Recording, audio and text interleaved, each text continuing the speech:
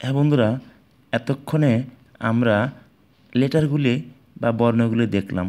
এখন আমরা বর্ণগুলি সাজিয়ে কীভাবে লিখব সেটা একটু লক্ষ্য করবে। আমরা প্রথমে যে অক্ষরটি লিখব সেই অক্ষর থেকে পরবর্তী অক্ষরগুলো খুব কাছাকাছি হবে, বাট টাচ হবে না।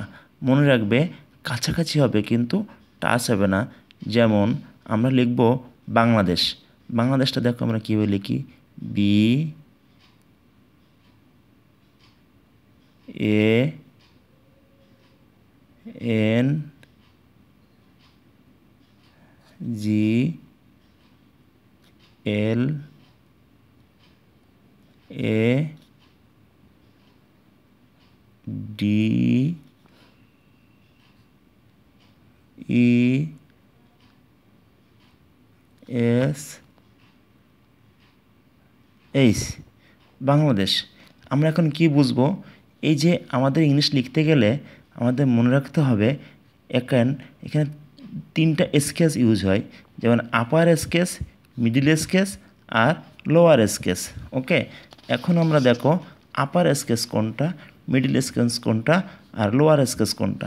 এই মধ্যখানে এখান থেকে যেটা, এটা সমান হবে, এটাকে সমান হবে। যত রকম উপরে এই মাঝখান বরাবরটা যত সমান হবে তত লেখা দেখতে সুন্দর লাগবে। ওকে, এটাকে বলে মিডিল স্কেচ, আর উপরের অংশগুলোকে বলে আপার স্কেচ, নিচের অংশটুকে বলে লোয়ার স্কেচ।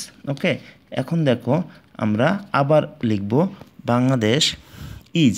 এখন আমরা প্রথম ওয়ার্ড লেখার পরে পরবর্তী ওয়ার্ড 1 সেন্টিমিটার বা 10 মিলিমিটার আমাদের ফাঁকা থাকতে হবে বা ডিস্টেন্স থাকতে হবে। যেমন আমরা এখন দেখো এতটুকু ফাঁকা থাকতে হবে। Bangladesh is, I S, is, our, O U R, our motherland, M O T H E R, mother land, L A N D, motherland. Okay, এখন বন্ধুরা ঠিক এইভাবে আমরা লিখে যাব। হ্যাঁ, এইভাবে লেখাটা লিখলে অনেক সুন্দর লাগবে, তোমরা দেখবা লেখাটা অনেক সুন্দর লাগবে। ওকে, তাহলে পরবর্তী ক্লাসে আমরা আরও সুন্দর সুন্দর লেখা দেব। Thank you. Okay, by.